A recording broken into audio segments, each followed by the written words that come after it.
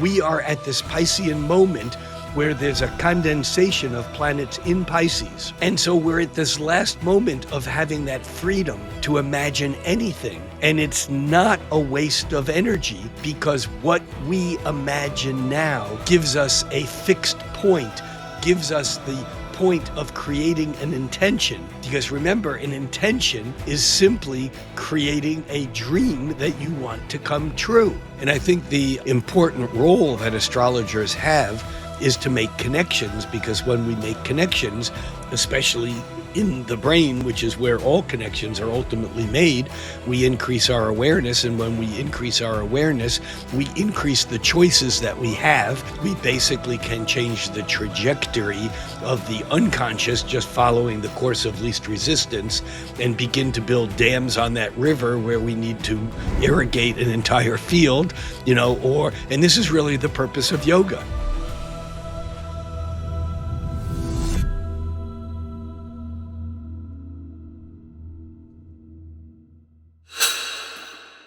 Can't hear you anymore. I had my mic on mute while the music was playing. No worries. Music is as close to the quantum wave field as we can get, and linear language reading in a book is probably as far away from it as we can get. So music is a good thing to do. It takes us through different dimensions, which is almost like what humanity's going through right now. I would take the word almost out. How so? Well, that is humanity is doing that right now. We're going through a shift that we could say is happening in 2025. We could say it's happened from January of 2020 up through, let's say, 2028-ish. We could say that it really began in the mid 60s and is probably going to continue for another few, decades, or we could say that it's a shift of ages, which is, for all practical purposes, the beginning of the Aquarius, age of Aquarius, is still about 120 years away. And yet we are already in that larger shift. So we're on a trajectory of massive change. If you took a human being from a few hundred years ago or a few thousand years ago and, plunked them into our reality, they would say that we were not human, we were something else. And that's the kind of shift that we're going through. It's that big. And what does it mean to be in a transition time where we're going from the age of Pisces to Aquarius? What does that little cusp transition time really mean for us? Well, again, I'm being an argumentative Aries. I would take the word little out, and I would replace the word cusp with a liminal edge, because a cusp indicates a sharp edge to me. And the dividing line, for example, in astrology between signs is cuspal. It's an edge.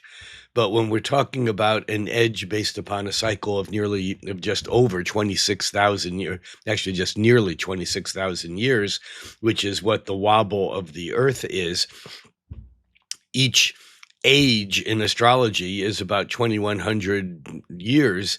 And so the edges are, an edge is difficult to call an edge when you're in the middle of it and it's fuzzy because it's a couple hundred years wide. And what it means is that there's a part of us that is still on one side of that transformation, and there's part of us that is anticipating the other side. And we react in very different ways. Some people react out of abject fear, and it's the proverbial "hell no, I won't go," and those people may fall into different levels of denial or ignoring things. We call that ignorance.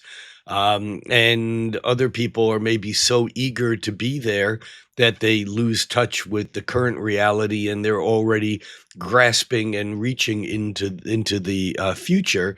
And this doesn't only happen, in a transition that lasts several hundred years, like a transition of astrological ages. Um, but it happens in every day of our lives, in moments, in microseconds, in days and weeks. We go through changes, and some we grasp for and pull in. Some we pull in so hard that the universe maintains its equilibrium by pulling it back away. Other changes we push away. And some, the harder we push away, the more the universe encloses on us.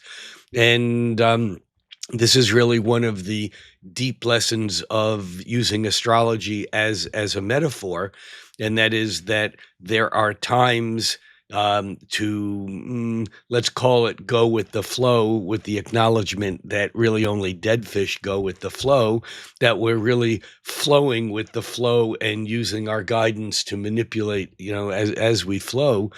And there are times to build a dam on the dam river so that the flow stops, so that we can build a hydroelectric plant to power an entire community or city, or so that we can flood fields that will then feed an entire community.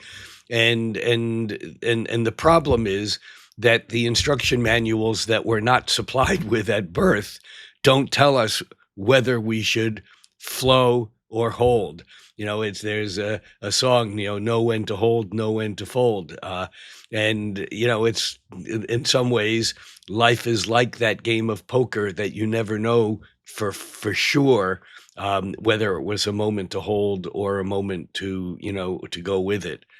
Or to stop the energy. And it's the image of the velvet glove or the iron fist. And so, yeah, that's just thoughts on that.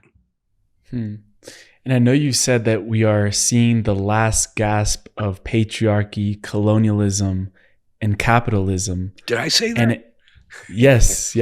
I say that often, I think. You channeled it. But I know that it's really difficult to put out into the future what's going to happen, what's on the other side of those energies of patriarchy, of colonialism. But knowing, in astrological perspectives, what can we foresee that these energies are going to morph into, or maybe shift into something new as we enter a different age? Two things on that. First of all, this may be the last gasp of colonialism, imperialism, patriarchy, greed, authoritative top-down rulership, and whatever else I said in that little rant. But that last gasp may be so great enough that there is nothing on the other side of that. In other words, the amount of fear and holding on to power that we're seeing in this gasp may be strong enough that we all go down with it. And I think that anyone who says that they know what's on the other side, it doesn't. And that includes me. Although I'll tell you what I think is on the other side. I don't know, and neither do any experts, because the universe is not mechanical gearworks. It appears to be, and we would like since the beginning of the Age of Enlightenment, which astrologer Rob Hand refers to as the Age of Endarkenment, we've been playing with this idea, this notion that if we have enough formulas, said Descartes, that we could know everything there is to know about the universe. And along comes Newton and kind of codifies everything. And for a few hundred years, that's the way we thought it worked. And I say we, I mean educated Western tradition. The problem is that it doesn't. And anyone who is holding on to that illusion doesn't know. Now, having said that, I think that it's like asking the caterpillar, what do you think it's going to be like to be a butterfly? And there's nothing in the caterpillar's framework that has any information that is apparent about butterflyness. In fact, I saw a cartoon once of two caterpillars at the base of a milkweed plant, one saying to the other, "Man, you'd never get me up in one of those contraptions." Um, the advantage that the caterpillar has over us humans is that the caterpillar doesn't have an ego, and the ego, which is important in all these traditions that are about get beyond your ego. Oh, that's just ego. Whatever. That's fine to say in theoretical terms, but the ego is what keeps us surviving. The ego is the thing that makes you Emilio and that makes me Rick, and that's the thing that is going to pay your rent or feed your body or create a life that is basically your constellating the energy around you into something that is stable enough to keep you going. And so when the ego meets transformation, the ego goes, I, which is really the ego, I ain't going because I don't want to lose who I am. And meanwhile, the caterpillar basically is just surfing on a 2 billion-year-old wave of life forms, and it just goes with it. And so, I think to imagine what's around the corner or the curve, because there really are no corners, it's a fool's errand. Anyone who in the 1950s or 60s could have imagined the way the internet and or even a smartphone or everyone having a external brain sitting on their desk, anyone who would have even thought, maybe except for going back to the maybe 1930s when this Jesuit priest who actually left the church, Pierre Desjardins, wrote a book called The Phenomenon of Man, where he hypothesized this thing called the noosphere, which, coming from a religious point of view, thought it was the fire of Christ of truth, basically forming an actual structure around the planet itself. And there are many people that say that Teilhard de Chardin was actually foreseeing the internet, the World Wide Web, and that there are thinkers like Marshall McLuhan from the mid-late 20th century, media guru, who basically noted that as a species, we now have an exonervous system. In fact, he coined the word flipped out to describe the biological process of having an internal nervous system. Now our nervous system is out there, and we are pieces within a larger brain, which I know may frighten people or send them back to the I'm going to unplug my computer. I don't want to. That's and so to guess what's around this large curve, I think is really like it's no one would have imagined the specific things. No one would have imagined, Steve Jobs coming up with even an iPod, and having, it's like we just don't know. We don't know. I don't know.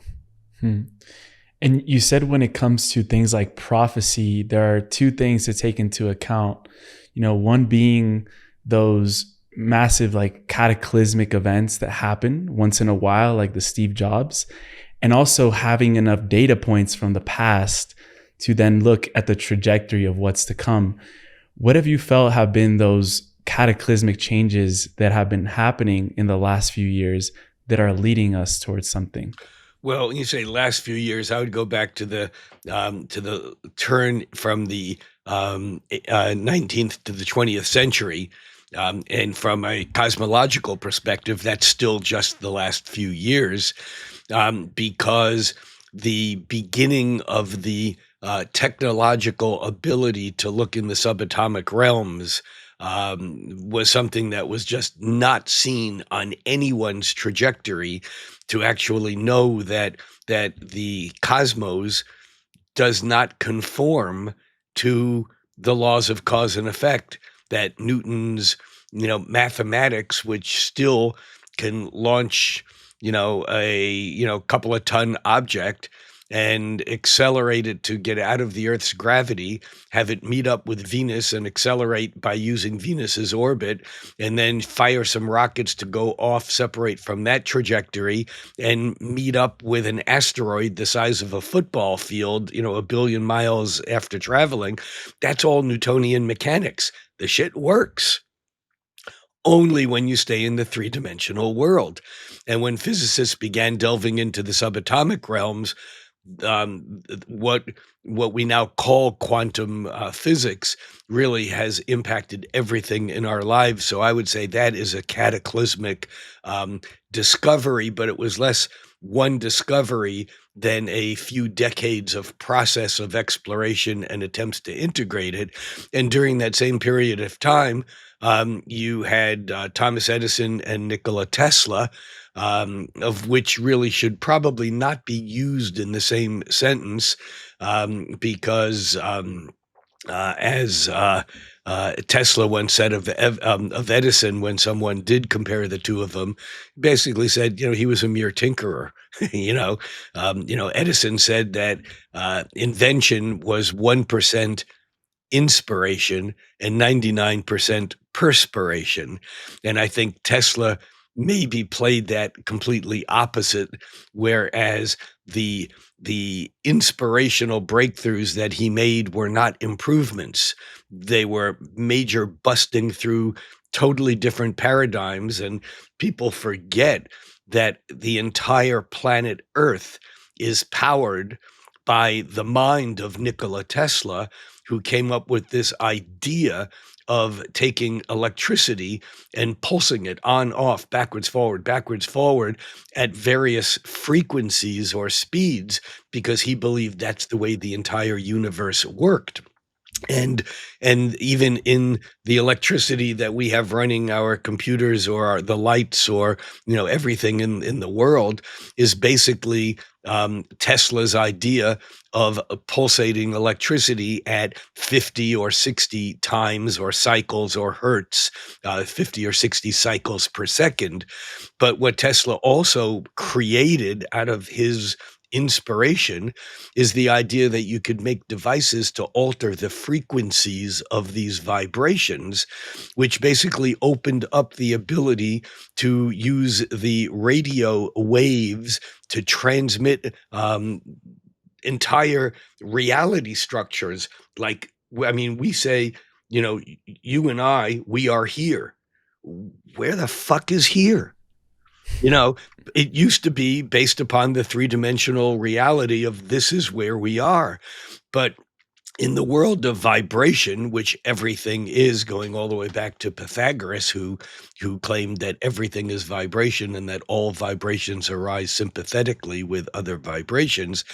But we have Tesla, who invented the transformer and the hydroelectric power station and the rotary engine, and even invented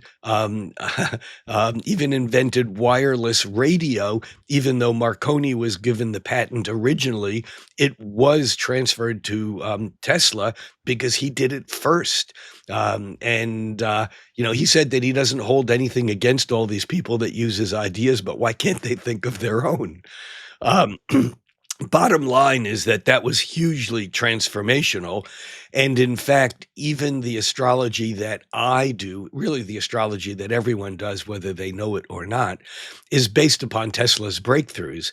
Because when we look at the world, and we know that it's actually electromagnetic vibration, and this is something that really James Clerk Maxwell back in the 1850s kind of developed the mathematical formulas of how electromagnetic energy propagates as waves. And of course, it was Einstein's great breakthrough that said, well, it may propagate as waves, light does, but when we look at it, we can actually see that it's a particle, it's a photon. And this is the origin of the breakdown of three-dimensional physics, because physicists call this the particle wave duality or Heisenberg's law of complementarity. But the point is that particle and wave occur at the same time. Now, why am I even talking about any of this is important? And that is because we astrologers ascribe to something that comes from Egypt, that was codified in an apocryphal document or tablet called the Emerald Tablet that says "as above, so below." Which kind of makes people think that, well, whatever up there makes down here happen. This is why astrology works. But the second part of that is the within of things is as the without of things. And there's no causality. There's not like the planet Jupiter or Saturn is making something happen here on Earth. The external and the internal, the macrocosm and the microcosm, are one and the same. We're just surfing on an interference pattern in this soup of vibrations that gives us this distinction. You want to talk about a cusp? Consciousness is a cusp. And for this, I would go back to the work of my very dear friend Bruce Lipton, who talks about how consciousness actually arises at the cell wall, that it's the edge, the cusp between inside and outside. As you may know, Bruce's breakthroughs began really well before then, but he was doing cell biology work at Stanford, and in blood cell in immunology, HIV/AIDS research. And there's what makes us conscious is not the brain, it's the boundaries that we create from what we call self to what we call not self, the inside to the outside. And so in all of this, just going back to Tesla and everything as vibration, the planets, and to Einstein, the particle wave duality, light is a photon and it travels like a wave when we're not measuring it or looking at it. Planets are particles, big particles, and waves, because when we're looking at the moon, we can see it. When we're looking at Saturn or even Uranus or Neptune through a telescope, we can see it. They are particles. My students call them BFPs. They're big fucking particles, but they're particles. When we're not looking at them, the Saturn travels at about 3 cycles a century. Pluto travels, it propagates at about 4 cycles a millennium, 250 years, once around 248. The moon propagates roughly at 13 cycles a year. Point being that the particle wave duality that exists in quantum physics, as above, so below, the inside and the outside are one and the same, that these same crazy things that scientists ran into in the microcosm are basically how and why astrology has the capability of helping us see what was invisible and to make it visible, because that's really the only function that we have during this time of transition, and that is to increase our awareness. Can't change anything else. And yes, scientists have mechanistically increased our awareness into both the microcosm and the macrocosm with additional instrumentation. And yet astrology gives us the ability to increase our awareness into the macrocosm by applying it here on the 3-dimensional reality, which is really the middle cosm, the mesocosm. You know, the word cosm comes from the Greek, and it means beautiful and order. They're one and the same. And we in the West look at a word that comes from cosm, beautiful and order, and that word is cosmetic. And yet in the West, we think of cosmetics as something to hide the ugliness. And this is the problem of modern Western thinking. And that is that we've come to this place where we think that nature is imperfect and humans are here to fix it. And so a cosmetic basically makes things beautiful where it was ugly, whereas the true meaning of the word is that it brings out the natural beauty and order, the cosm, the cosmos that was there. And so the macrocosm is the beautiful order that is large. The microcosm is the beautiful order that's very tiny. And the mesocosm is this world, the three-dimensional world that we can perceive with our five senses, by seeing it or touching it or hearing it or feeling it. Or smelling it. And in fact, it was Buckminster Fuller who said that in the 20th century, 99% of all scientific research was occurring in areas of universe. He never put the before universe, in areas of universe that we cannot perceive with our five senses. Used to be seeing is believing. Now it's maybe believing is seeing. And this becomes part of the crazy place that we are in this liminal place of transformation that a lot of people are so frightened of that they are trying to make things great like they were in the past. And this is a Freudian concept that when shit gets bad, we do what Freud called infantile regression. We go back to some time in our past where we think things were better, whether they were or not. And that's the natural tendency that we have. And I'm not saying that I'm not saying the double negative. I'm not saying there aren't things in the past that should be kept or that aren't worth going back to get. But this fear of what's around the corner closes us down to this larger evolutionary transformational process that, I'm sorry, we're not going to stop. It's a much larger process than my frightened ego that won't get into the cocoon because I know it's my death, because the caterpillar has to die in order for the butterfly to be born. And yet that then brings in this whole concept of the illusion of death, which is another deep dive, but it's an important piece in the understanding of where not only we are now, but how we live our lives all the time. I think Ram Dass once said that the great American death mantra was, oh shit, because we're so unprepared for death. And then on the flip side of that, I love the William Blake wanted on his gravestone. It didn't happen, but he wanted on his gravestone, William Blake, born 1757, died many times since. So, yeah. I don't know what the question was, and I'm not sure that was an answer. But, we're just flowing. Yeah, that's what we're doing. Hello, beautiful family. Quick one today. I just wanted to take a moment to thank each and every one of you that have subscribed to this channel. Your subscription means more than you know. Even though it's free, what you're doing is you're empowering a whole channel to be able to do this every single day and continue showing up in the way that we can with all of our resources on hand. Thank you for contributing to the growth of this channel, for sharing it with the people that you love, for creating a conscious movement of individuals that are seeking the sovereignty and the divinity of their soul.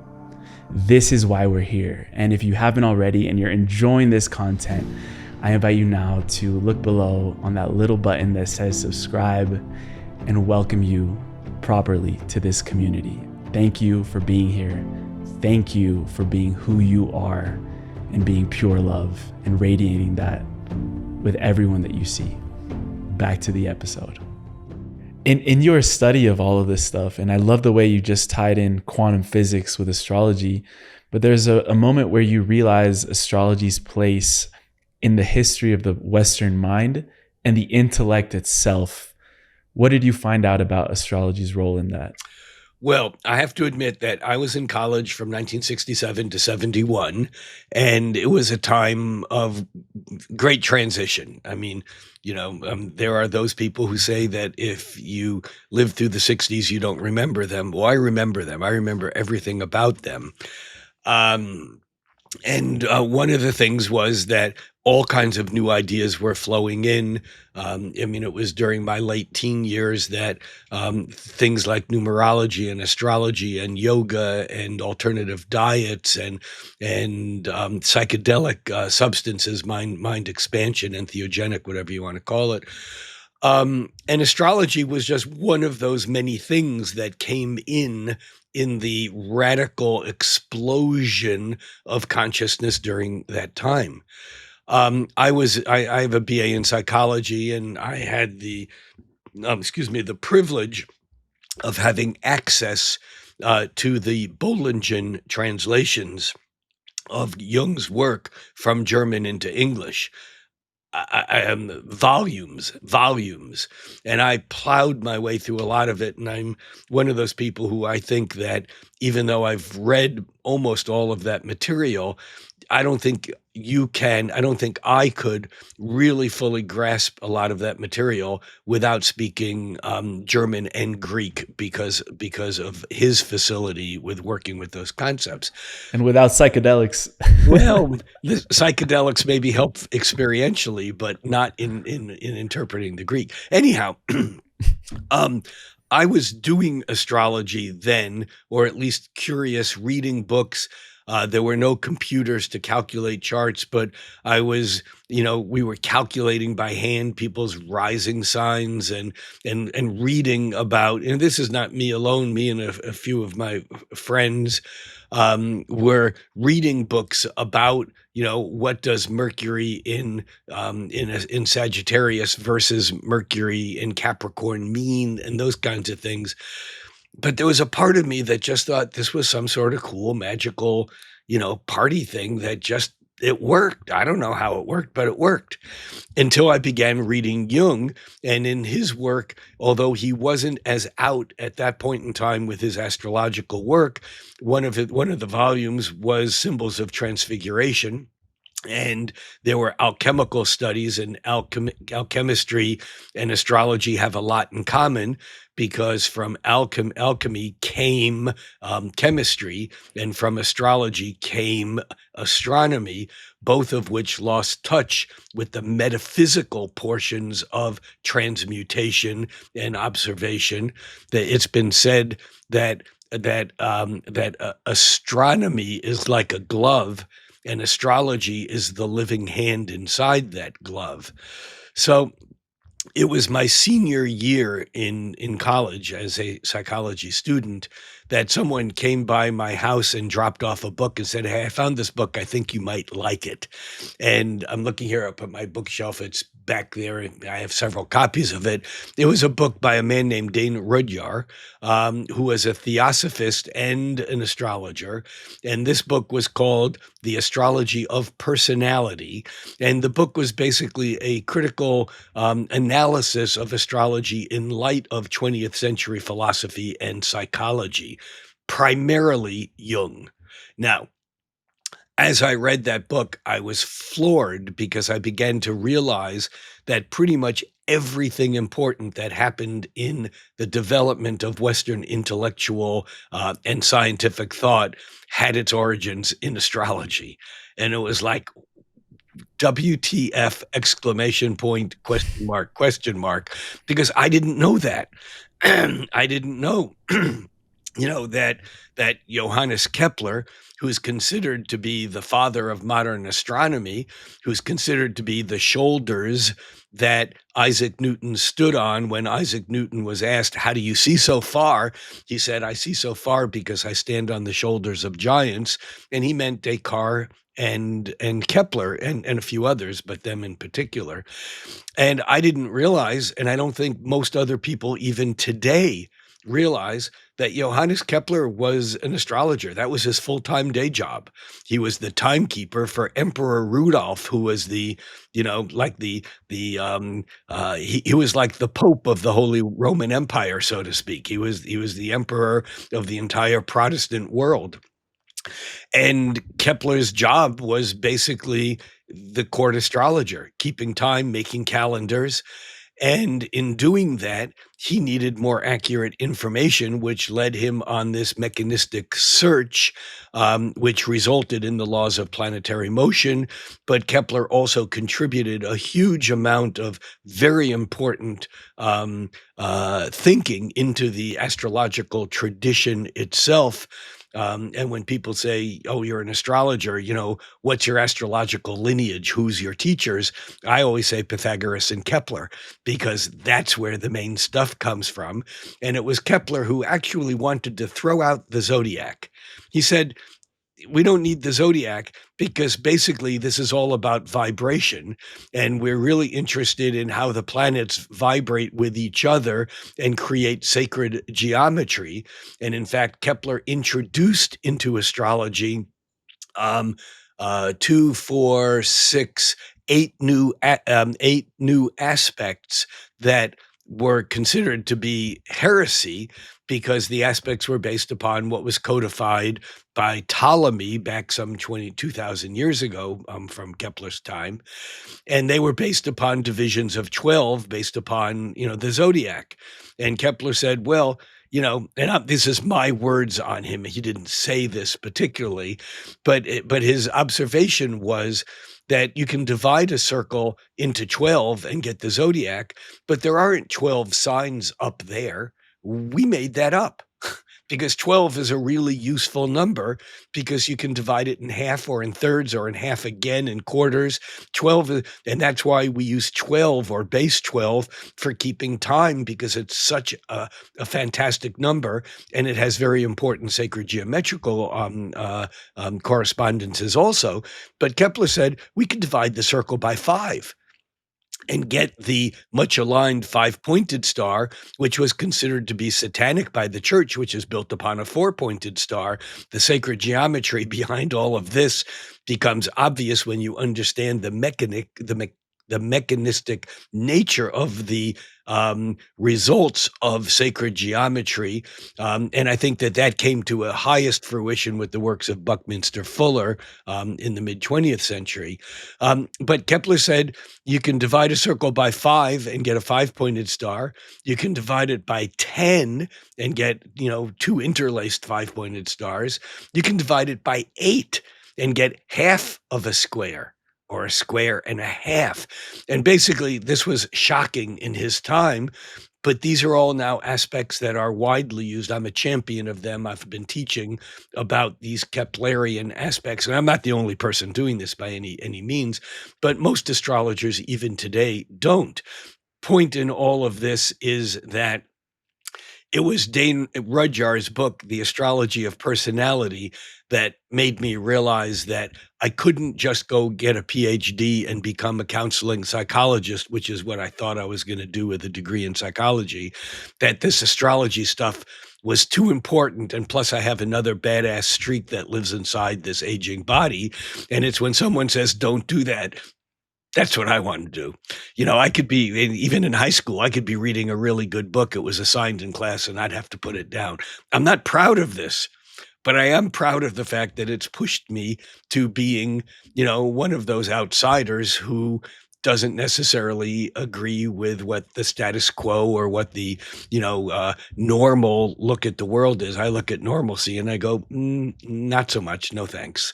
So that's a little bit about my origins of astrology. And there was a moment, I read that book, and it was at that moment I knew that I didn't even know what an astrologer was or really what they did. There were no models then. There weren't communities that I could connect with. There were people who were looking at astrology. The best model I could find was a book called My Life in Astrology by Sidney Omar, who wrote the daily horoscope column for the LA Times and was kind of like one of the astrologers to the stars in Hollywood. And it was a fascinating book. And I went, yeah, I want to be like that. But it is very different than the astrologer that I and thousands of other people have grown into in this day and age, where astrology and psychology, have really merged, and astrology and science has merged, and astrology and investment strategies have merged, and it's become way more, than just writing a daily horoscope, which I did for over 20 years. My daily horoscope, from around 2001 to 2020, 2021, was on the internet. It was the horoscope on AOL, MySpace, Google, Yahoo, LA Times, Huffington Post. I had tens of millions of readers a day. And it was an astrology that I said I would never do. No self-respecting astrologer, real astrologer would ever do. But I began to realize that sun sign astrology is the way that people find a way into real astrology, and it became my goal through those years to basically help educate the non-astrological world to become better astrology consumers. And I can't say that I'm the only person that has been doing that either, but it's certainly been one of the things that drove me during that time. And I think that as I stopped doing that, I think that many of my popular astrology followers were quite surprised at what a technical geek I actually was, and how that there's way more to it than just I'm a Sagittarius, you're a Gemini, which is really like saying I'm from Bogota and you're from New York City. I mean, you can make some vast generalizations by knowing what nation a person comes from. And if you had 10 people in a room and five of them were from Sri Lanka and five of them were from London, you could pretty quickly tell which was which, but you wouldn't know anything about them personally. And that's where the magic of real horoscopic astrology comes in. I know you've had other very competent astrologers on the show who focus on that, and they may not frame it in the same way that I just did, but I know them. They would agree with me. I mean, and that's the magic of real or horoscopic astrology, is it's not just about the what nation did you come from, what month were you born in, what season were you born into, not just where is the sun at the moment when you were born, where was the sun from Earth's point of view, but what about the moon and Mercury, Venus, Mars, Jupiter, Saturn, Uranus, Neptune, Pluto. NASA tracks some 500,000 things going around the sun, which is why even astrologers who know it all don't know it all. Mm. And definitely, as you're saying, how all of these new fields are merging with our understanding of astrology, what do you feel is the role of the astrologer in the next 50 years as it merges with things like quantum physics, psychology? Like, where do you see that falling into? The role. I believe that astrology's single job is to make connections. E.M. Forrester wrote, "Only connect." I love the grammatical construction of this. He wrote, "Only connect, semicolon. The rest is silence." Astrology is basically about making correlations, connections, and correspondences. The primary tool is the movement of the planets, and that can be measured in many different ways. You've had Joni Patri on the show, and in Vedic astrology, the planets are mapped against the fixed stars. You've had people like Deborah Silverman, Pam Gregory. They use a modern Western astrology, which maps the moving planets against the seasons, actually technically against the vernal equinox. But in both cases, correspondences are being made about what we can observe up there to what is being experienced down here. And I think the important role that astrologers have is to make connections, because when we make correct connections, especially in the brain, which is where all connections are ultimately made, we increase our awareness. And when we increase our awareness, we increase the choices that we have. And when we increase the choices that we have, we basically can change the trajectory of the unconscious, just following the course of least resistance, and begin to build dams on that river where we need to irrigate an entire field, and this is really the purpose of yoga. Yoga, is the word yoga, comes from harnessing the yoke of an ox. And it's when the power of that ox, if it's uncontrolled, it's just going to continue going in the direction it's going. But if you have a yoke, you can actually alter its path and be productive. And that production may be working towards making something in the real world or plowing a field, or that production may be trying to achieve a higher level of enlightenment. But that's what yoga does. And astrology, an astrology chart, a horoscope chart, simply shows us the course of least resistance.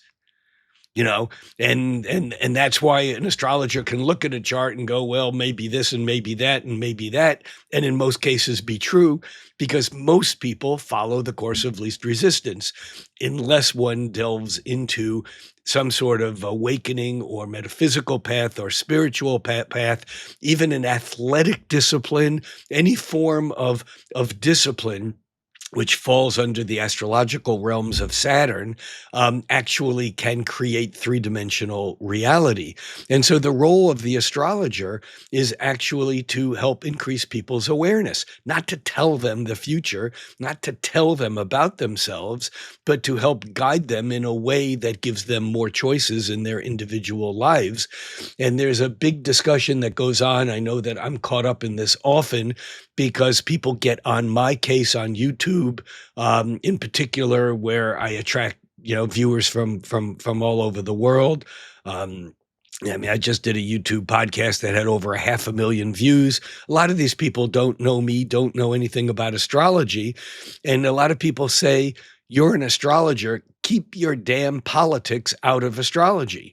I don't want to know what you're thinking or believing about this you know situation or that situation.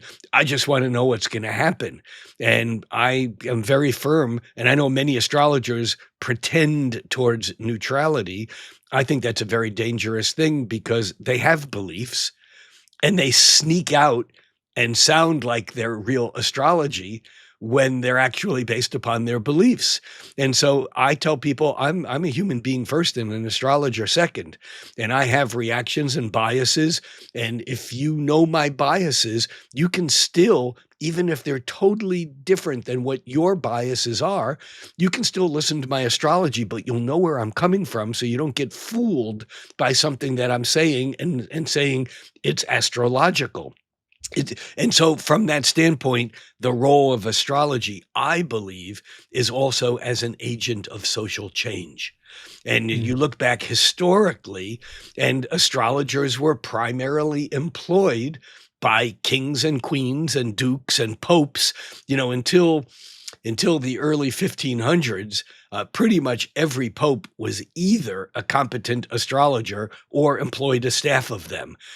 In fact, one of my esteemed astrological associates, cohorts, is a man named Rob Hand, um, who is in every astrologer's library. Every astrologer and modern astrologer, has one, two, three, four, five of Rob's books. But Rob went back to college in his 60s to get a PhD in ancient history. Wow. And he did it. He did it at Catholic University, which flies the flag of the Vatican, and it's under the direct auspices of the Pope. And he was welcomed as an acknowledged astrological authority, because of his high level of academic integrity.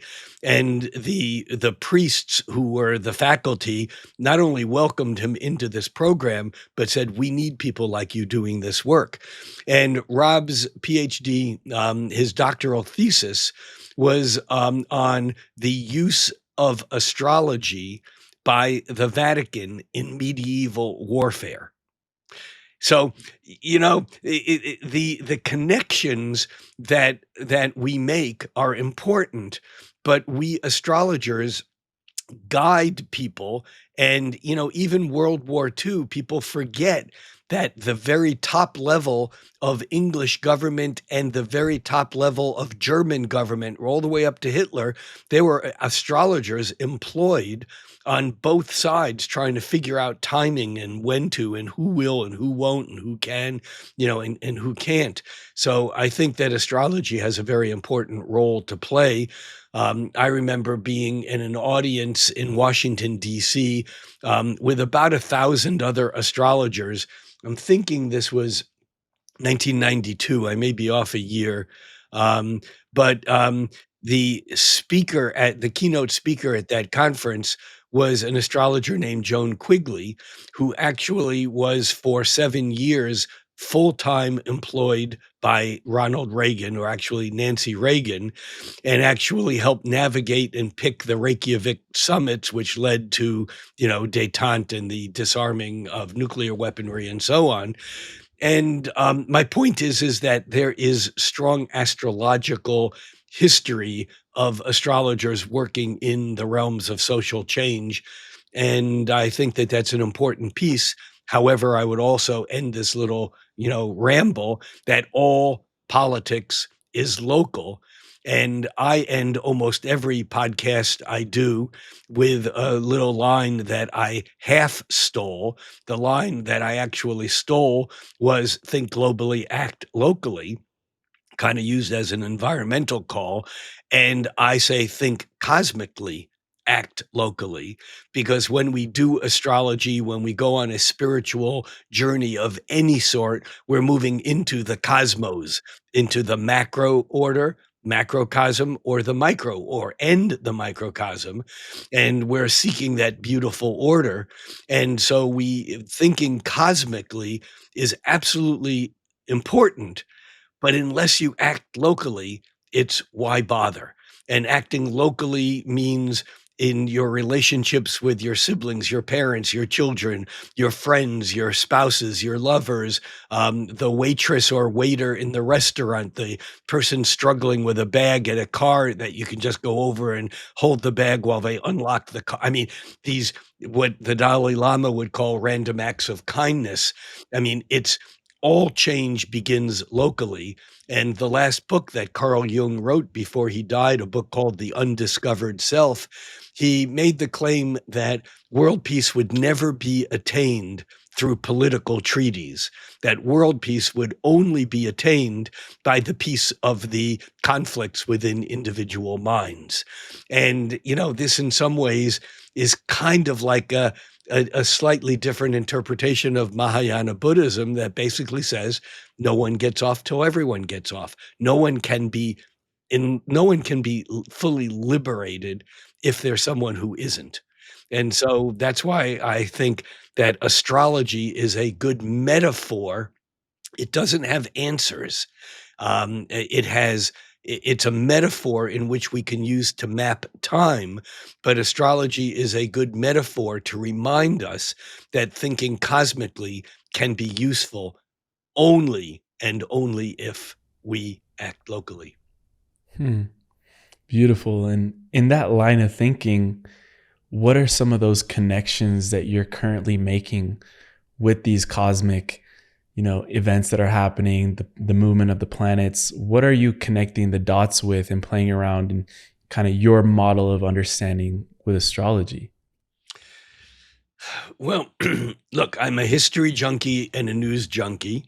And every time something happens in the news, I look for the person's birthday and try to get a sense of, how that works. I'm not looking to fix that person. I'm just really doing this as part of my ongoing exploration. And what fuels my exploration is a very simple question that I asked myself still as a college student, that I think that for the last 55 years has really driven my astrological work. And the way I phrased it, and then I'll explain what it means.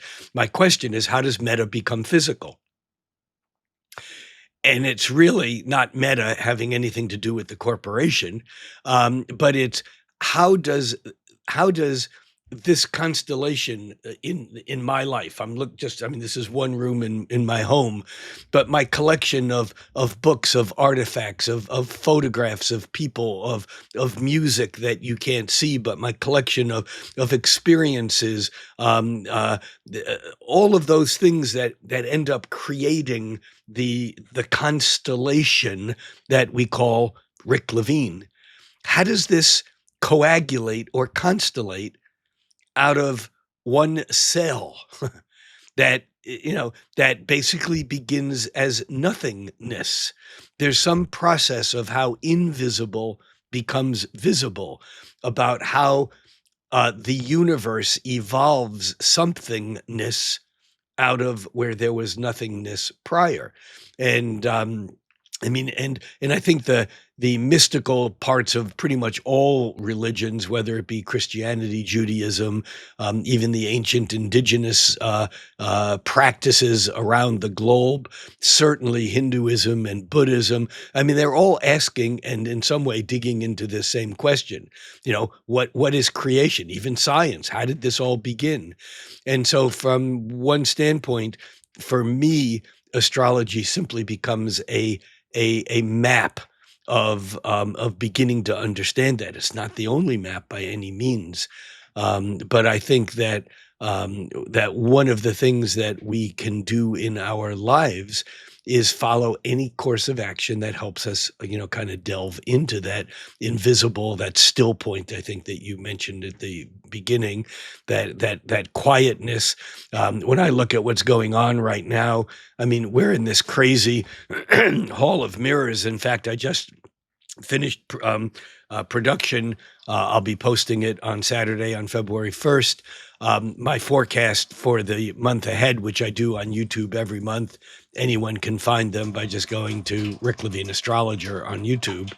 But the important thing here to understand is that every month I give it a little byline, a little label. And this month I called it Hall of Mirrors, because that's where we are. Again, I come back to anyone who thinks they know what's going on these days by following current events or by listening to a teacher or hearing the news, and I don't care where that news is coming from, it all has bias. It all has perspective and point of view. And right now we're in a hall of mirrors where it's impossible to know where the origin, where the first image is, where all these reflections are. And I came across this wonderful quote that I have in my monthly, in the text that will go along with my monthly forecast, that basically says, in this hall of mirrors, find your internal still point. That's what's real. And yet we go through life every day by this crisis and that crisis, and oh my God, this just happened, and oh wow, that happened, that's good, oh this is bad, and yet oftentimes the worst things become the best things over time. The worst cataclysms over time become something that was a catalyst for something that denoted the greatest changes.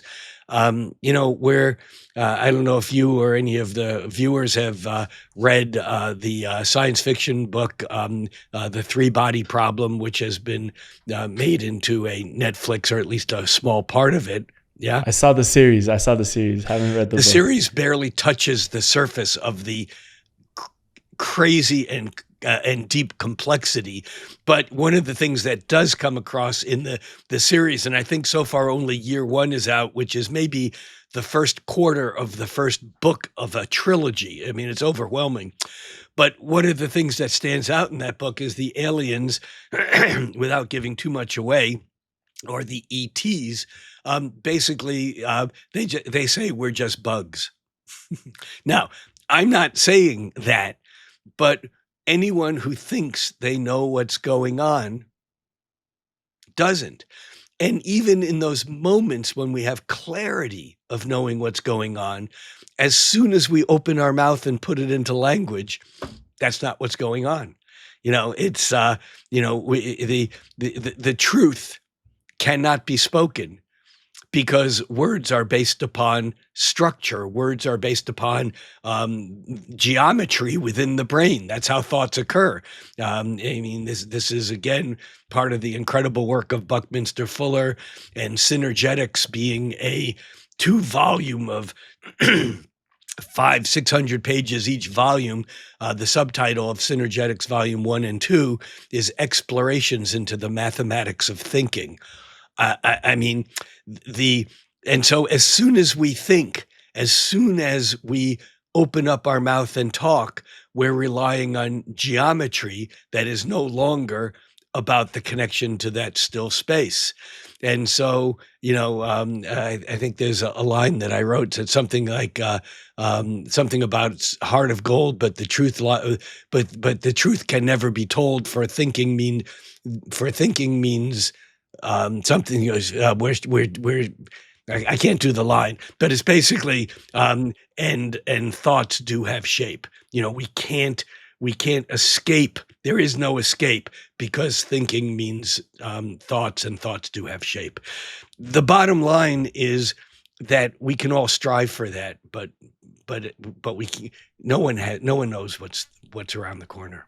I don't know what your question was. Oh, what's going on? How do I apply it? How do I apply it is I try to make sense out of it the best that I can from my perspective, my point of view.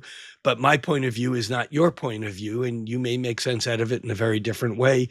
And that's okay as long as we're all aware that growing awareness is the only thing that we have. And it's sad that we live in a world where the word woke has been altered to mean loss of awareness. And without getting political, I come back to an old Rumi poem written in the 13th century, where it's about morning time. The dogs are barking, people are getting up and doing things. Do not go back to sleep. The world is, coming alive, blah, blah, blah, blah. Do not go back to sleep. We are in a process of waking up. And whatever that means, do not go back to sleep. Another line of yours that I'll quote is, you said that in astrology, the slower the moving the planet, the deeper the notes, the longer lasting the change. And a common thread I'm seeing in people that, are astrologers and are talking about these transits is something's going on, particularly this year around the outer planets, the Neptunes, the Uranus. What does that mean in terms of the changes, the long lasting changes that will come through those transits? Yeah. First of all, going back to the concept that the longer the cycle of the planet, the deeper the note. This comes back to Pythagoras and Kepler's idea, of the music of the spheres. And the fact that in a band, who holds in a band, whether it's an 88-piece orchestra or a 4-piece rock band, who holds the band together? It's either the drummer and or the bass player. It's, the flute and the, guitar and the violin and the oboe in an orchestra, they're needed, but they're all the high frequency flourishes on the boom, boom, boom, boom, boom, boom, boom, boom, boom. The deeper notes are the rhythms that hold it together. And in astrology, the ancients knew that the deepest note was the farthest out rhythm they could see, and that was Saturn. And Saturn was the ultimate deep note. You could not argue with Saturn. Saturn was the greatest of all the planets because it was the final word in anything. In fact, Saturn etymologically is Satan, and if we're born of original sin, when we meet that boundary, it's never a good deal, technically speaking. But in Greek, Saturn is Latin. In Greek, Saturn is Chronos, and Chronos is mechanistic time. It's father time. Saturn is the grim reaper. Saturn is the end of it's the restaurant at the edge of the universe, and but then as we began to discover things out further than Saturn, we realized that there were deeper rhythms going on. And this is the beginning of the exploration into the invisible portions of the universe. Uranus was discovered in the late 1700s, Neptune in the 1800s, and Pluto in the early early 1900s. And this corresponds with the delving of consciousness into theosophy and depth psychology and science into those invisible realms. And so, yes, the lower the frequency, because remember, planets are not just BFPs. They're not just big particles. They're also hums. And the deeper the note, the longer lasting and more architectonic the note is. But, when you hear a note beating let's say a drum beat and beating 6 times a second or 22 times a minute. You're hearing a doom to doom to doom doom doom to doom to doom doom. We can hear that repeating energy, but Pluto beats 4 times every 1,000 years. How do we never one person has heard an entire beat of Pluto. We hear little parts of it. The same with Neptune. It's 165 years to make one beat, one cycle. Uranus is 84 years. And when we get to that 84th year, we become old and senile. We have a second childhood. We're having our first Uranian birthday. But astrologers all over know about the 30-year, 29.5-year Saturn return, because Saturn is about maturity and authority. And around age 28, 29, 30, we grow up. Doesn't matter whether we get it completely right or not, but people around that age buy homes, sell homes, change jobs, change careers, go back to school, have kids, get married, get divorced. I mean, those are some of the things that we do around that period of time in our lives, typically. So what we have in 2024, 5, 6, 7, 8, really, but 2025 is certainly a key in this. We have Saturn, Uranus, Neptune, and Pluto, which are the 4 outermost planets that are used by most astrologers. There are other things going around that astrologers use going around the sun.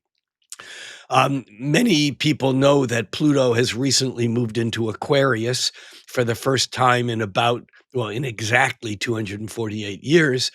And that when Pluto moved into Aquarius last time, little things happened like the American Revolution and the French Revolution and the First Continental Congress and the creation of the US Constitution and the formation of the United States judiciary system. And now, as Pluto is making one complete cycle, Pluto being the planet of disintegration, deconstruction, and reconstruction, obviously it's easy to see what the United States is going through. But that transition of Pluto changing signs is the deepest bass note. And in front of that, we have Neptune changing signs as it does every 14 years in March of 2025. We have Saturn changing signs as it does every 2.5 years in May. We have Uranus changing signs as it does every 7 years in, I think, August. I may be off a year here. I haven't looked at my notes. I suppose I could to get it right. Uranus changes signs. Yeah, actually in July is when Uranus moves into Gemini. Point being that all these planets changing signs at the same time is part of what astrologers look at. Because when planets change signs, it's like they change their identity, but not who they are at the core. It's like they change their costume, they change their nationality, but they don't change their energy of who they are. How you get dressed up to go out on a Saturday night to clubs is different than how you'd get dressed up to go to work, in a government job on Monday morning, but the energy on the inside is the same. So that's what happens when planets change signs. Now, planets change signs regularly. Pluto does, because it's an irregular orbit, every 15 to 35 years or so. Neptune does every 14 years. The moon does every 2.5 days. Astrologers note when planets change signs, but the other things that astrologers note is that when they make geometry, sacred geometry with each other, like when 2 planets line up, like at a new moon, the moon lines up with the sun. At a full moon, the moon is opposite the sun, but that's geometry creating a line or a point, or 90 degrees, that's a square. These are all geometric configurations. Well, in astrology, as in nature, the triangle, the equilateral triangle, is the singular most stable form of nature. Ask any builder, you make a 90-degree angle, it's going to fall apart. You make 4 90-degree angles, it's still going to fall apart unless you triangulate it. So that the triangle becomes the stable form in nature. And so we have an equilateral triangle, or Solomon's seal, sometimes known as the Star of David, the six-pointed star. These are solid, stabilizing pieces of geometry. Well, the slow-moving alignment of Uranus and Pluto, which happens every century or so, occurred in the mid-1960s. Astrologers know that's what the 60s was. The 60s was a Uranus-Pluto alignment with Saturn exactly opposite. It was that's what happened then.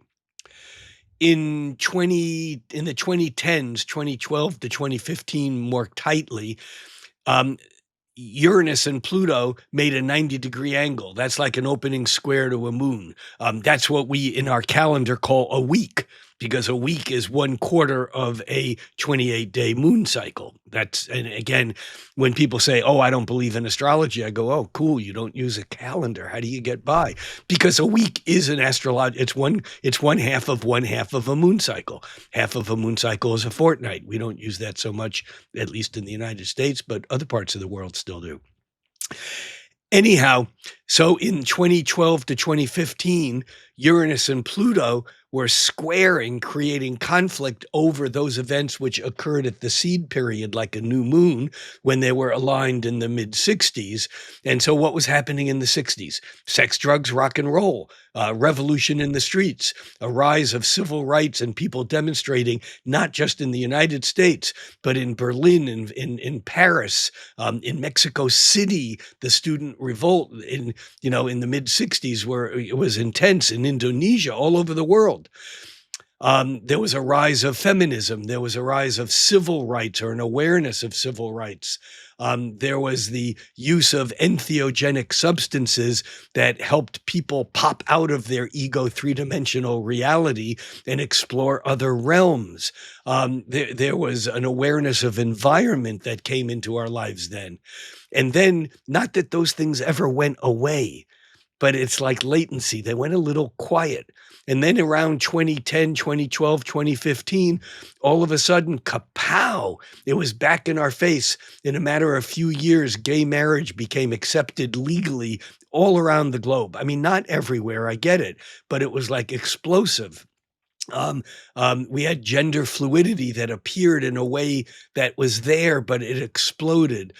We had the re-rising of the use of entheogenic substances, the first medical and then even recreational legalization in many places in the United States and many places around the world, not only of cannabis, but even of mushrooms and other psychedelic substances, and whether legal or not, a reaffirming of the use of these substances as part of a consciousness path. We had all these things there were many other issues. I'm just touching the surface here. But we had people on the streets again. We had the Arab Spring. We had Occupy Wall Street in the United States. I mean, these are just labels. And so these events that began to stir in the mid-60s were back in our face again in the 2010s. 2012 to 2015 was the peak of that. Well, as Pluto just moved from Capricorn into Aquarius, we have Uranus. Remember, we were talking about a Uranus-Pluto alignment in the 60s, a Uranus-Pluto square in the 2010s. Now, as we move into the mid-2020s and onward, we have Pluto having just moved into Aquarius, and this summer, Uranus will tip into Gemini air sign, Aquarius air sign. That harmonizes, that's a trine. We're getting this equilateral triangle, or 2 points on it, from Uranus and Pluto as they're both changing signs. And into that comes Neptune and Saturn, which actually align like a new moon every 40 years or so. But they never have done it before at the 0 point of the zodiac, at 0 degrees of Aries. I say never before. I've checked back about 3,500 years, and they haven't done it in that period of time. And they're doing it at that 0 degrees of Aries point. Now, in Vedic astrology, that may not be as important because that's the point of the vernal equinox in the northern hemisphere of the of Earth. The equinox, no matter where you are in the planet.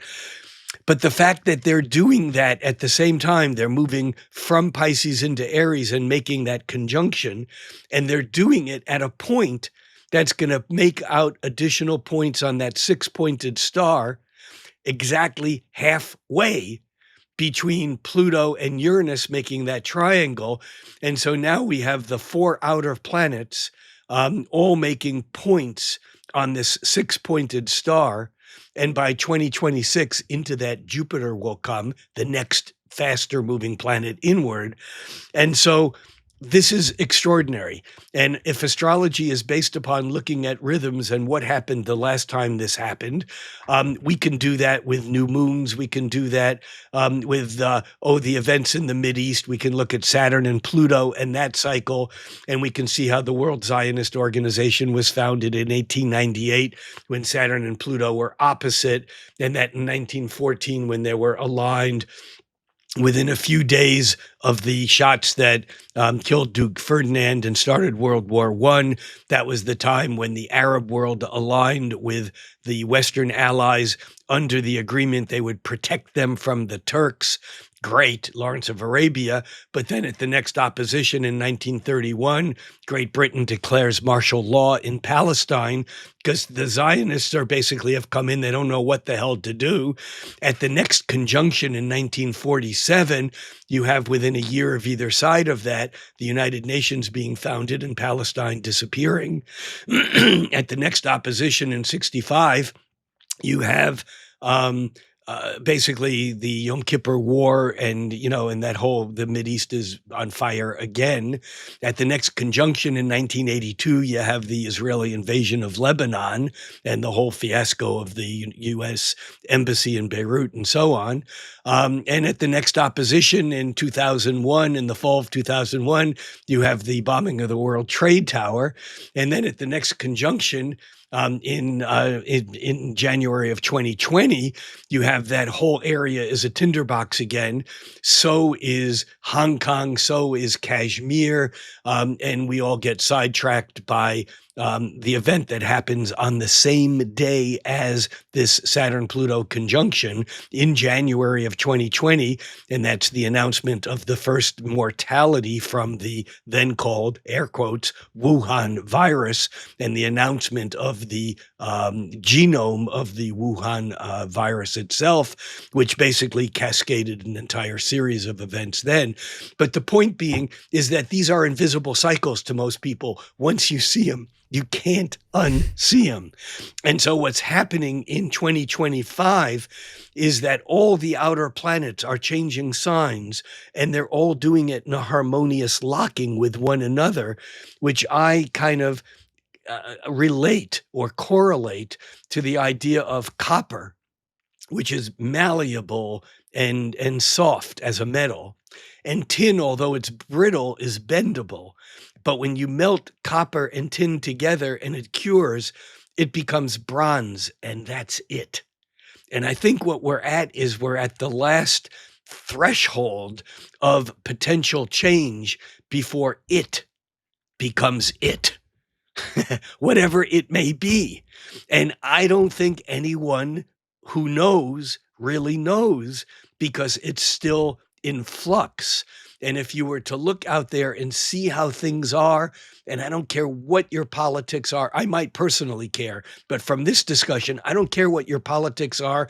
I don't care whether you're pro this or anti that.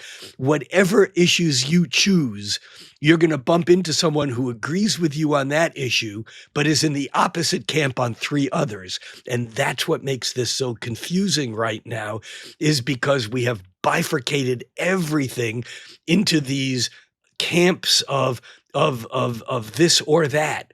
And as we melt into bronze and solidify, we're basically going to have to deal with, at least for a while. Nothing is forever, but it's going to be this moment of potential for great change that we had in the 1960s, that we had in that 2010, 2015 period, 2012 to 2015. We're in the process of losing that. We're in the process of going back to a time when, kind of like the Roaring '20s, in the United States and even in Berlin, where everyone was just too busy having a good time to think about anything serious. And I'm not saying it'll just be a good time, because that obviously was not a good time for everyone. I'm not suggesting that. But that's the surface of why 2025 is so important. No astrologer has ever quite seen these dynamics before. I've been saying this on a series of podcasts recently. When it comes to being an astrologer, I'm a bit of a minimalist. In techniques, I love deep and complicated techniques, but every month astrologers go, this is the most incredible month ever.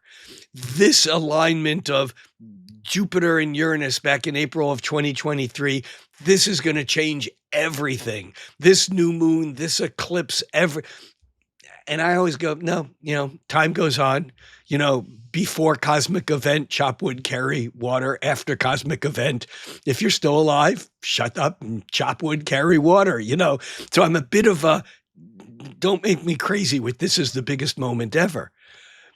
And yet, this may be a big moment, and whether it's 2025 exactly, or whether that big moment was actually January of 2020, or whether that big moment was actually the summer of love or the mid 60s in the 1960s, or whether it's a process of 2023, 4, 5, 6, 7, 8. This is a time of incredible change. And to say that we've never been here before astrologically may be true, but it's even more potent when you realize that we've never been here technologically. And that changes everything, because astrology is not what it once was. We live in this incredible, like going to a big concert where they have like 70 speakers on stage, and you're getting this amazing amplification and auditory feedback. Good music these days plays off of the concept of feedback loops, as does electronic digital circuitry. Well, we're living in an environment now where we've created something that never existed before. I call them cosmic feedback loops. Where every time something happens, it creates a resonance to when it happened a month ago, 6 months ago, 2 years ago. All the images come back from all the cell phones that captured that moment. And all of a sudden there's this humming that 100 years ago, when there was a major astrological event, you might have been aware that something was going on and hanging out on the street corner with your friends in the hood and talking about it, not knowing that people were hanging out on street corners all around the planet having the same discussion. You would have never known it. The fact that William Blake and Beethoven lived at the same time and didn't know each other. These days they'd been, they would be, at the same award ceremonies, or they would be writing each other emails, or they would be on Zoom meetings, and so what's happening right now has never happened before, because as we're going into these major astrological buzzes, they're not just buzzing in Langdon, North Dakota, or in some mountaintop community in Peru. They're buzzing everywhere at the same time, and everyone goes online and connects to that buzz. And so we're getting these aberrational amplifications that are enabling us to make huge decisions that will change everything in a moment that has never happened before. And that can be for better and or for worse, which is why I say it's impossible to say what's around the bend. And what I'm getting from all of this is we are at a point in history, and I love the metaphor that Pam Gregory used in our last conversation, where it's like we are looking at a blank canvas, and it's our question, and the question to ourselves, what are we going to paint on this blank canvas? And if we look ahead, like, what would be a picture that we would like this to look like, going into an Aquarian age? where technology and innovation is going to skyrocket. What do we want that to look like so that we're not degressing as a species, but progressing as a species in consciousness and in our spirituality? I agree with Pam's metaphor with one minor correction, and that is we are going into this ideally with a blank canvas. However, none of our canvases are blank. Even when we approach that still point of nothingness, as soon as we begin to conjure up an image, we're doing it in sympathetic vibration of how we've created our reality tunnels, of how we sense the world. And so even from that standpoint where we're harmonizing with vibrations that have resonance from the past and also resonance in the future that's drawing us into these varieties of potential futures. And again, I'm not arguing with Pam on in any sense. I'm saying that even empty canvases have bumps. They have geometry. Empty space is not empty. It has a structure unto itself. And from that standpoint, yes, it's important to use this moment. In fact, I wrote in my monthly piece, which again will go live on February 1st. It'll be up forever. Well, forever is a long time, but it'll be up for a while, for the month anyhow. That because of this Neptunian Piscean emphasis in February of 2025, that Neptune, when it was discovered, was considered to be horrible because it was psychosis, it was delusion, it was deception, and I'm reminded that Rob Hand once wrote that we used to believe that Saturn was reality, and then when Neptune was discovered, that Neptune is illusion, whereas we now realize that Neptune is reality and Saturn is the illusion there was one. So this moment of this blank canvas that Pam talks about is so important because Neptune is illusion. But remember, an illusion isn't wrong. An illusion is something based upon wish fulfillment. Freud 101. We dream something and there's a wish attached to it, and then wishes do become true if we have the Saturnian discipline to make our dreams come true. But everything that happens begins as a dream. William Blake in The Marriage of Heaven and Hell wrote, "What is now proved was once only imagined." And so from that standpoint, we are at this Piscean moment where there's a condensation of planets in Pisces, Neptune and Saturn. Neptune, the planet of dreams and illusions and imagination, in Pisces, where it has no boundaries. Saturn, where it's trying to create boundaries in that same realm. But they're both moving into Aries next year and over the next couple of years, back and forth. And so we're at this last moment of having that freedom to imagine anything. And it's not a waste of energy because what we imagine now gives us a fixed point, gives us the point of creating an intention. Because remember, an intention is simply creating a dream that you want to come true. And that idea of blowing out candles every year on our birthday. Oh, if the religious fundamentals of the world knew that every year when they had their little kids making a wish and blowing out a candle on their birthday, they were basically performing a pagan ceremony of the sun's vitality returning to the same place, an astrological planetary return, focusing intention on a flame, blowing it out to release that intention. And this is old feminine witchery 101. It's like basic concept. And yet, no, we don't believe in that shit, but let's make this candles on these cakes and blow, make your wish and blow out the candles. But the point is that wishes are dreams. They are based on illusion. Neptune actually creates a metaphysical scaffolding or framework upon which we then build reality. We are motivated by these invisible patterns that we create geometrically and then create visualizations and then maybe write music or poems or songs or essays about them. Caroline Casey, a fellow astrologer, says that imagination lays the tracks for the reality train to follow. That's why Pam Gregory is saying something very important here. Beautiful.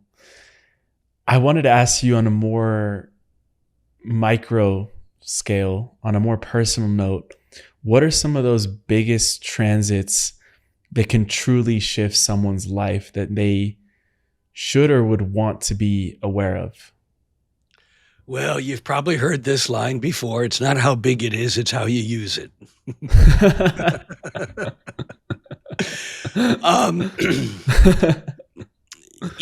A Vedic astrologer will argue with good cause that Saturn transits are it. You got to deal with the reality of what happens. I would come back to my metaphor of the lower notes, the longer lasting, kind of set the tone, and even the Saturn transits that we have happen in an environment. Saturn may be the most architectonic player in the band, but Saturn is still resonating to the deeper notes of Uranus, Neptune, Pluto, and a lot of unknown stuff that we still look at as mystery. But I think that in nature in general, I think that the higher frequency energies can be just as important. In some ways, it's the difference between an acute disease and a chronic disease. The high frequency, inner moving, faster moving planets, the sun, the moon, Mercury, Venus, Mars, they're like acute symptoms. When I was writing my daily column, I used to call it, to myself and to friends, I used to call it, "Give us this day our daily noise." Because when there is a Mercury Mars square in the sky, we're all a little more on edge. We all may say stuff that may be a little more inflammatory. Mercury, the planet related to communication, at odds squared to Mars, the planet of creating boundaries and making war. When Mercury squares Mars, there's a bit of a tendency to just have a little more conflict between what we're thinking and what we're doing. That can come out in anger or in boundary management. But two people may use that very differently. One may have so much psychological denial and repression going on that they take their anger out on a totally inappropriate person and do something that becomes one of these horrific things that we read about, that we say, how do humans do that to each other? And these things happen, unfortunately, every day. Another person takes that exact same square between Mercury and Mars and delivers an address in front of the World Congress or in front of some group of people who get to make decisions and convince everyone that they should not do this, that they should do that. So these very acute symptoms can be very important, but they always exist in that deeper state of chronos, chronic. A chronic disease is something that's built up over time. Saturn, chronos, chronic. And so when we have something that's chronos or chronic, it's not going to come or go just in one day. Although even that can be overridden sometimes by an epiphany or a miraculous cure, or by doing something terrible that's cataclysmic. I mean, things can be overridden. And here's the thing, is that an acute high frequency, a new moon, for example, that Mercury square Mars can be absolutely cataclysmic in one person's life, if they have other stuff that's going on those deeper notes that are setting up a musical symphony, that Mercury square Mars becomes the catalyst that explodes the whole thing. And when I say explodes, I don't necessarily mean bad. It can catalyze the whole thing and create a reaction that can be totally transformational. To another person, that same thing just may come and go, just like a common cold can kill someone who's already chronically in trouble. Whereas for another person, something that may seem chronic to someone else comes and goes without notice because they're in this flow of deeper energy that's resonating in a way that can integrate through their immune system, coming back to Bruce Lipton's work, to that whole ability to use their epigenetic creativity to embrace what's beyond the programming of the particles of the genes, and instead hum a frequency based upon the wave form of the vibrations of, the consciousness rather than the particles. And I would want to end this whole little discussion, because I started off on this particle wave thing and that duality, that planets are not just particles but also waves. And Werner Heisenberg was awarded the Nobel Prize for his mathematics and understanding that there is a direct relationship, an inverse relationship between particle and wave. That at any given moment, the more we know about where a photon is as a particle, the less we know about where it's going as a wave. The more we know about something moving, the less we know about where it is. The more we know about where it is, the less we know about where it's going. Planets are particles and waves. We're coming from 2,000 years of astrology being practiced as billiard ball Newtonian mechanics of cause and effect. This is in your chart. This is what's going to happen. Saturn's going to conjoin your moon. You're going to have an emotional loss. I mean, that's not the only thing, but these are descriptions of fate. And here's the key. Heisenberg's uncertainty principle is that there is a inverse proportion between particle and wave. There's an inverse relationship. Rick Levine's relationship between them is Rick Levine's uncertainty rule is that at any given moment, the more you know about fate, the less you know about free will, and vice versa. In other words, the particle wave duality that occurs in the microcosm, the tiny order, the tiny beautiful order, also occurs at the macrocosmic level. And the more we know about planet as particle, the more we're tied to fate. The more we can shift our thinking and understand things as process and see that this is not a moment in time, it's a particularization of a larger process that is a moment when we're observing it. And that moment does have circumstance and fate tied up in it. But if we can look back up and look at the process, we then understand that fate is to particle as free will is to wave. And I think that's a really important shift that astrology is going through, although probably no one else in the world would use that language to describe it unless they've learned it from me, because somehow I stumbled onto this 30 years ago, and I've been kind of gradually watching astrologers move from wanting to predict what's happening in the future to more and more wanting to work with clients to help them alter their direction. And that's all I'm saying. I'm saying that everyone's doing this, not because I'm saying it. I'm saying it because everyone's doing it because it conforms with a larger general principle of the upstairs and downstairs, the as above and the so below, are not just reflections of one another. They are one and the same. It's not how big it is, it's how you use it. Rick, we end every show with a segment called The Final Trio, which are just little questions that we ask at the end. But before that, where would you send people to connect with you, with your work, and everything that you have going on in your world? Well, I like to say that if you're on the internet and you Google Rick Levine Astrologer and you can't find me, you shouldn't be on the internet. YouTube is where I do a free monthly event It's on the first of every month, and it's a look at the month ahead.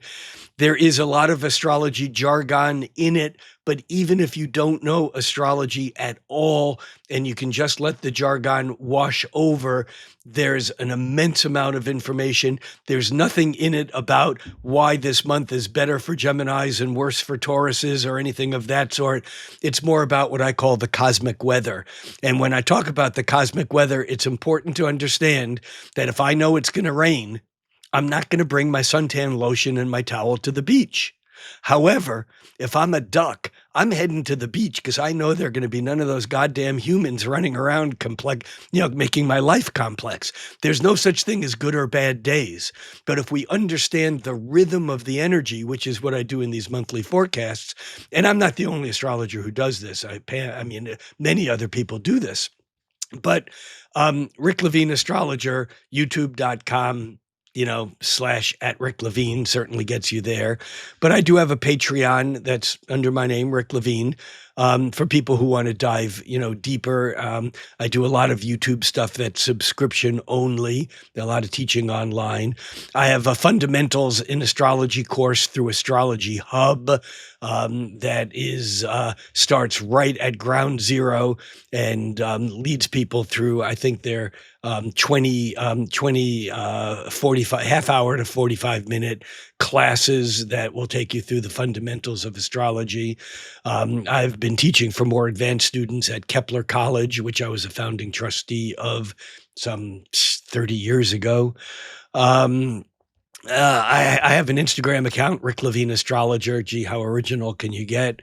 You can get on my mailing list by going to my website, which is, this is going to be surprising, but get your pens out, ricklevineastrologer.com. And that's pretty much it. I don't know when this is going to go live, but I'll be doing an event down in Southern California on Valentine's Day. And I do other events through a company called heavenandearthworkshops.com. I do an annual retreat in Goa, India. This year it's in late November. And heavenandearthworkshops.com has very detailed information on that and the event that I'm doing north of Santa Barbara on Valentine's Day weekend for people who may not know a lot about astrology or even professionals. It kind of runs the gamut. My favorite audience is an audience that has professional astrologers in it and people who barely know their sign.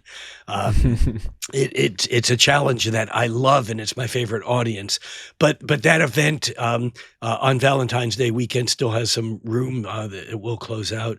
But those are some of the upcoming things. I'll be doing an event in London the beginning of May. In actually May, I'll be speaking at conferences in Portugal and Porto and Stockholm, in Copenhagen. So I'll be running around a bit there. And like I say, all of my events are listed on my YouTube channel. I also do a live feed on the first Friday night of every month from a local coffee house here outside of Seattle in Redmond, Washington. The first Friday night of every month at 6:30 p.m. local time, Pacific time. But that's available for the month also.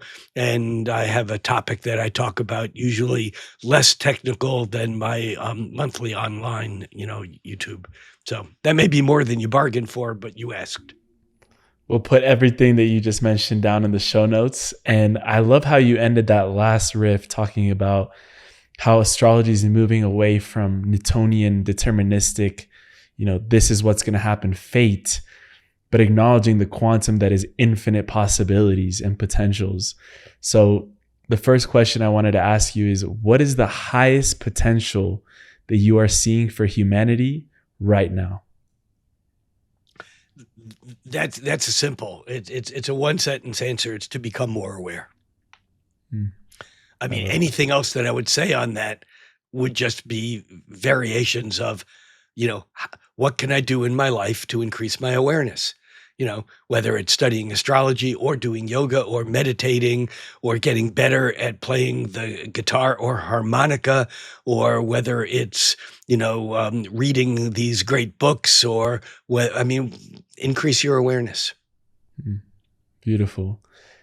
The second question, what's the latest thing you've learned about yourself from looking at your own astrology? My now dearly departed astrology cohort in crime, Jeff Jower, he and I did a lot of work together. We taught around the planet together. He bailed out about 10 years ago, actually 10 years ago this month. He used to say that the astrologers had were blessed because there was this thing that he referred to as the Astrologers' Full Employment Act. The planets keep moving around. There is always something new. And what did I learn about myself this week, this month, this year, this morning, hopefully again this evening, is that, wow, I just learned something new. That the planets are always creating new combinations, and that how I think of Rick Levine, although there is something that is the shape of the knot that light has tied itself up to in me, that shape stays the same, and yet its presentation and its nuance and its movement and its motion changes as it moves through time, or perhaps as time moves through it. And that one thing is, I'm always changing. The only constant is change. Beautiful. And this question, we call it the time capsule question. We ask it at the end of every show. It requires us to travel out a little bit into the future, around 10 to 15 years down the line. And I chose out those timeframes because I believe that's going to be a time when the current generations, the young generations, are going to be stepping into leadership positions around the world in the future. And you had the opportunity to leave behind a time capsule for these leaders down the line, when they're prepared, when they're ready, that they will open and be equipped to lead in the best way that they can, to lead into this golden age that we're headed to. What would you put inside of the time capsule? It doesn't have to be anything, physical. It could be a frequency, a poem, a book, whatever comes to mind, but knowing that this would be your legacy to the future generation of leaders, what would you leave behind? I want my answer to be the Burning Man philosophy, and that's leave nothing behind. And I'm reminded that that was Lao Tzu's message also. And yet, although he lived and breathed and taught to be in the moment, to be in that Zen moment of leave no wake, leave no trace, that he left a greater trace than maybe any other human within 100 years of either side of his life. So I find that paradox really delicious. I don't have a specific thing in mind that I would want to leave behind 15 years down the road. For me, I'll be 91, I'm 76 or just turning 76. I hope I'm just aware still, in whatever form I am in. And I think, again, it comes, what would I want to leave? I would want to leave awareness. I would want to, I would want, if someone was wanting to attach something, that time capsule, to me and to my name, it would be, he left the planet with more awareness than when he arrived. That would be a good one. Powerful stuff, brother. And Rick, thank you for allowing us to drink from the river and the well of wisdom that you are, studying this for so many. And thank you for allowing us to dream. Yeah. Dream bigger and really allowing us to become more aware of who we are and the transits and everything that's going on, and getting a sense of a safe space here. And thank you so much for your energy, what you bring. I hope to do this again. I would love to. I still have so many more questions that we didn't get to, but I think we could call this volume 1 and continue for sure. I would love that. I'd make myself available. I enjoyed being here. I enjoy your energy. I've listened to bits and pieces of a few other of your interviews, and so keep up the good work. I appreciate that. Thank you.